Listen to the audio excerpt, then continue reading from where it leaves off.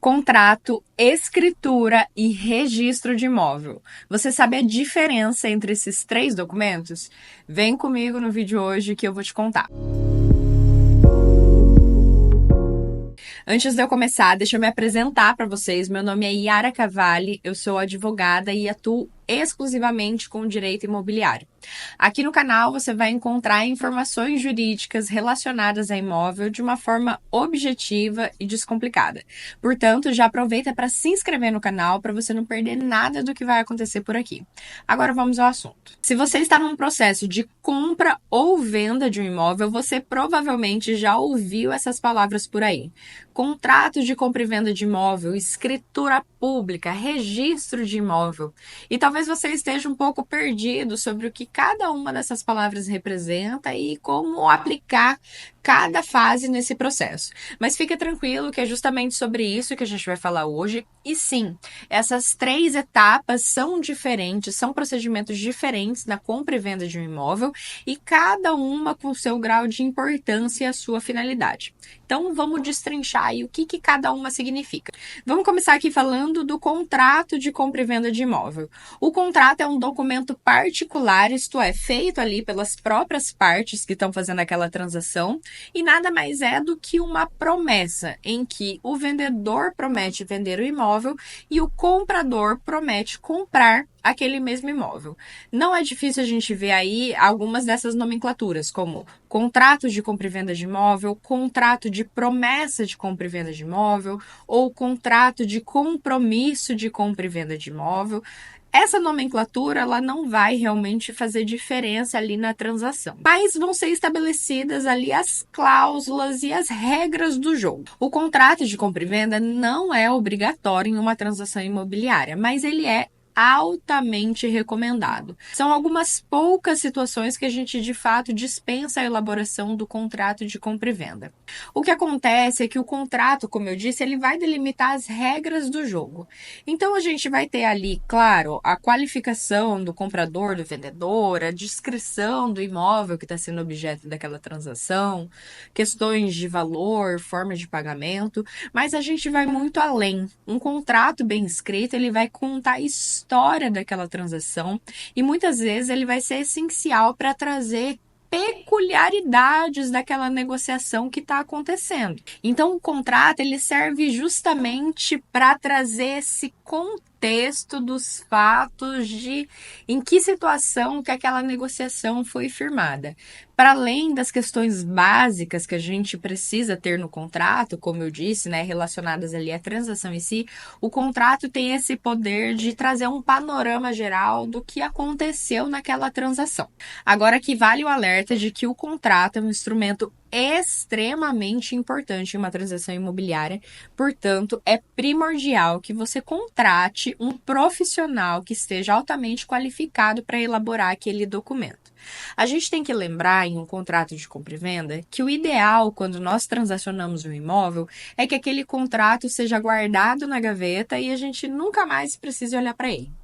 Nós vamos pegar aquele contrato quando houve um problema, algum conflito naquela transação. E se nesse momento esse contrato não está extremamente bem escrito e não te traz segurança jurídica, vai ser a mesma coisa que você não ter assinado contrato nenhum. Inclusive, sobre esse tema, tem um vídeo aqui no canal que eu falei sobre por que contratar um advogado em uma transação imobiliária, e lá eu falo de forma mais aprofundada sobre como o advogado vai atuar na elaboração do contrato de compra e venda. Eu vou deixar esse vídeo aqui no card, na descrição desse vídeo aqui também, então depois que você terminar de assistir, vale a pena dar uma passadinha lá para conferir. Agora vamos falar da escritura pública de compra e venda. Diferentemente do contrato, ela é um documento público, lavrada lá no tabelionato de notas, e também, diferentemente do contrato, ela é obrigatória para todas as transações imobiliárias com valor acima de 30 salários mínimos. Então, qualquer compra e venda de imóvel com valor acima de 30 salários é obrigatória a lavratura da escritura pública. De forma parecida com o contrato, a escritura vai determinar ali o nome do comprador e do vendedor, a descrição do imóvel, o preço, a forma de pagamento e algumas outras questões. No entanto, a escritura pública não se compara em nada tira a liberdade que a gente tem de contar a história como acontece no contrato. Então, na escritura, as informações vão ser mais objetivas. Esse é o comprador, esse é o vendedor, esse é o imóvel, esse foi o preço pago e essas são as condições. Vai ser de uma forma mais seca. Já o contrato, não. O contrato, como eu disse, a gente consegue trazer esse contexto em que aquela negociação está sendo firmada. E esse contexto, ele é muito importante na grande maioria das transações imobiliárias, porque a gente sempre tem alguns detalhes ali que estão permeando aquela negociação, que na escritura a gente não consegue descrever porque ela tem uma estrutura mais rígida, mais fixa, já que ela é feita pelo cartório. Então, para trazer um pouquinho mais de clareza da diferença entre o contrato e a escritura, vamos pensar aqui numa situação em que, por exemplo, você está vendendo um imóvel, você já encontrou um comprador interessado, você já negociaram verbalmente ali aquela transação. No entanto, antes de assinar a escritura pública de compra e venda, vocês precisam fazer algumas providências, tomar algumas providências. Por exemplo, você, vendedor, precisa reunir uma série de documentos que o cartório vai exigir para lavrar a escritura. Já o comprador, às vezes, ele precisa de um tempo para levantar o valor integral daquele imóvel ou para aprovar o financiamento imobiliário no banco. Às vezes você, vendedor, também precisa de algum tempo para desocupar aquele imóvel ou fazer alguma reforma que você combinou com o comprador, por exemplo. Então vocês elaboram um contrato de compra e venda para amarrar aquela negociação, para se comprometerem naquela transação, conseguem descrever aquele contexto em que aquela transação está sendo firmada, então o que precisa se aguardar, qual que vai ser o prazo, em quanto tempo vai lavrar a escritura, em quanto tempo o dinheiro precisa ser pago, em quanto tempo nós vamos reunir os documentos para lavrar aquela escritura pública, assina, se compromete naquela transação e assim são adotadas as providências necessárias para que aquela escritura pública seja lavrada no tabelionato de notas. E como eu disse, a escritura pública é um documento obrigatório para todas aquelas transações imobiliárias acima de 30 salários mínimos. No entanto, ela demanda um tempo para ser elaborada pela própria burocracia envolvida na compra e venda de um imóvel. Portanto, estabelecemos aí a diferença entre um contrato de compra e venda e uma escritura pública de compra e venda. Finalmente, vamos falar do registro. Porém, antes de falar do registro, eu vou te pedir para você deixar uma curtida nesse vídeo aqui para mim. Afinal de contas, eu tô aqui te entregando uma informação gratuita e uma forma de você me retribuir é justamente deixando o seu like. Não esquece também de compartilhar esse vídeo para que o YouTube entenda que esse conteúdo é relevante e entregue para mais pessoas. Agora, vamos voltar ao assunto. O registro é o momento em que aquele imóvel sai do nome do vendedor e passa para o nome do comprador. Isso é feito através da escritura pública. Então, você pega a escritura pública lavrada lá no tabelionato de notas, você leva ela até o cartório de registro de imóveis onde o seu imóvel está matriculado e pede ao oficial registrador que ele registre aquela transação.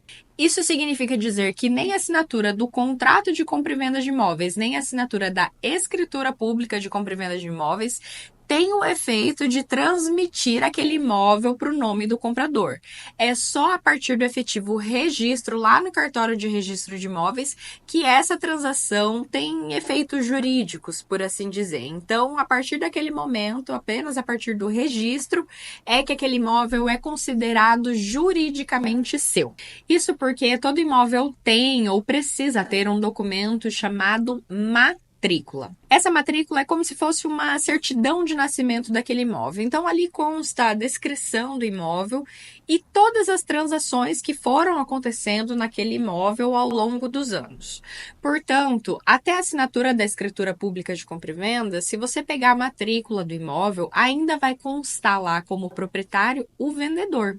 Apenas quando a gente pega essa escritura e registra ela junto ao cartório de registro de imóveis, que faz nascer ali na matrícula daquele imóvel o registro de que aquele vendedor vendeu aquele imóvel para o comprador.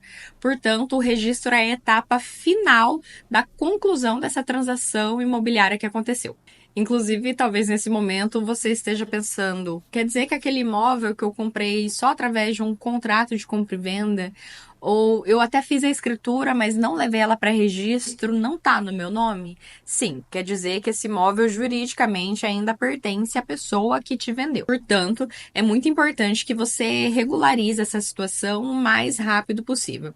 Inclusive, eu tenho também aqui no canal um vídeo falando sobre o que fazer quando você não encontra mais o vendedor para fazer a escritura pública de compra e venda. Eu vou deixar as informações desse vídeo aqui também. Bom, finalizamos a diferença entre contrato, escritura e registro.